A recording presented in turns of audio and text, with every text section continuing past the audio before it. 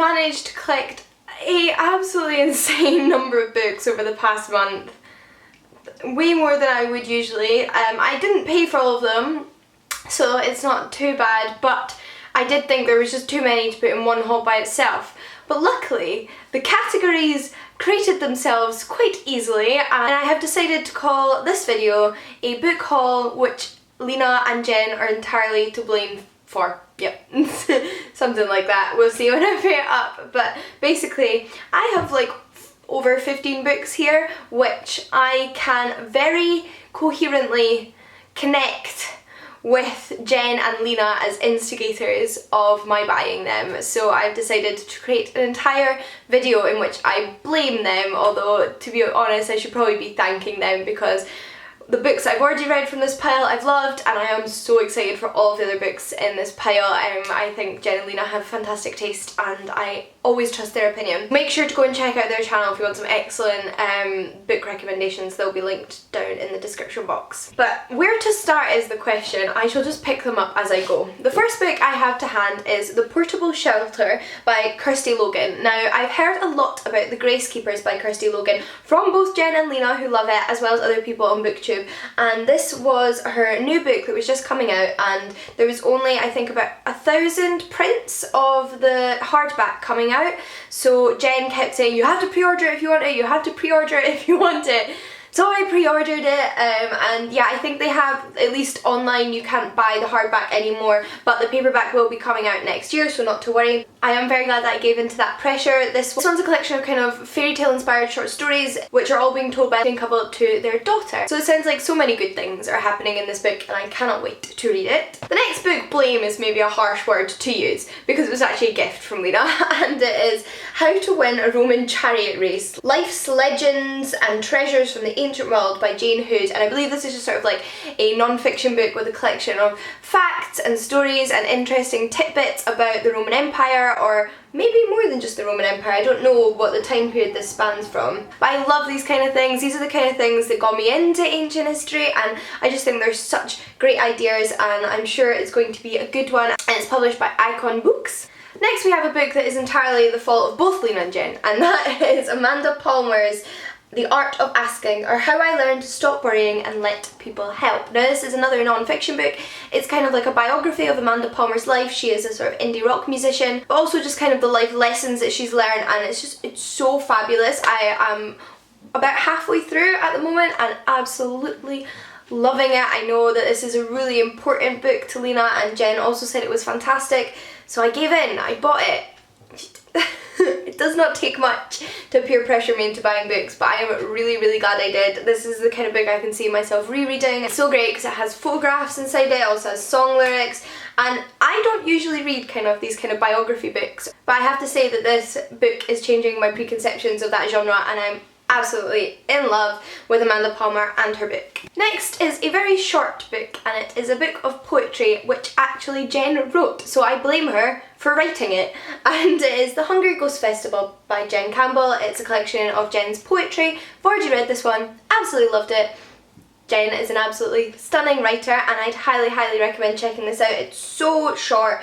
You will read it in one sitting. It's well worth checking out. You can buy it on the Rialto's website, and it's such a beautiful little copy as well.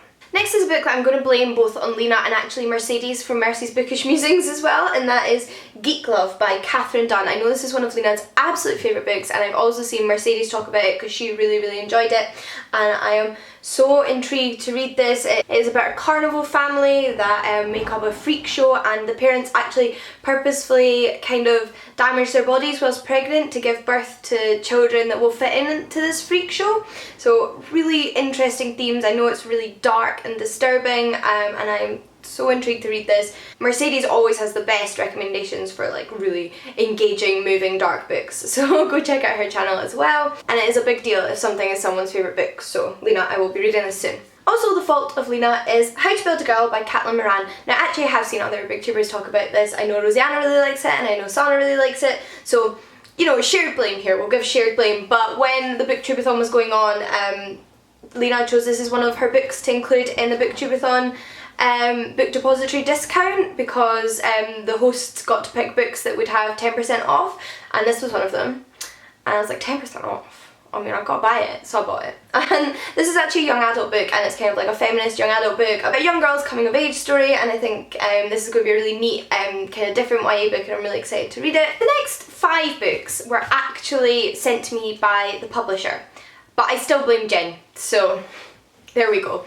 And these are 5 modern Scottish classics just re-released by Vintage in these gorgeous red spined matching editions, which include The Dumb House by John Burnside, Swing Hammer Swing by Jeff Torrington, Morven Collar by Alan Warner, The Trick is to Keep Breathing by Janice Galloway, and Paradise by A.L. Kennedy. Now these covers are absolutely stunning. I love the illustrations and the use of colour, and there are a selection of different illustrators, but I think they're all really gorgeous and all really match really well. And I have already read The Dumb House because of Jen. She was also sent these 5 books by Vintage, and as soon as I saw them on her Instagram I was like, wow, those look amazing. And then Vintage contacted me and I was like, of course I will take those. And then Jen started talking about The Dumb House by Burnside and how much she loved it.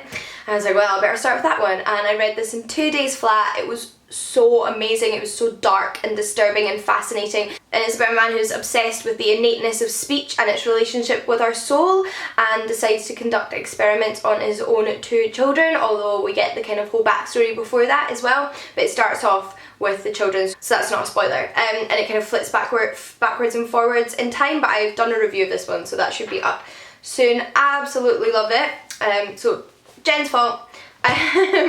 So because of that, I've decided to blame these 2 on Jen as well. And these are 2 more John Burnside books that I bought because that book was so amazing. I decided to buy John Burnside's Glisser and John Burnside's A Summer of Drowning. Now, this one about a young girl, an old man, and a spirit that tempts young men into drowning themselves. And this one is about a small area where every year a young boy goes missing.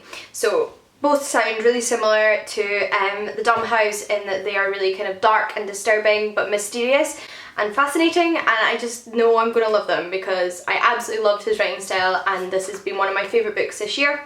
The next 2 books I did buy entirely of my own accord, but I bought them from the bookshop that Jen works in, and I was with Jen.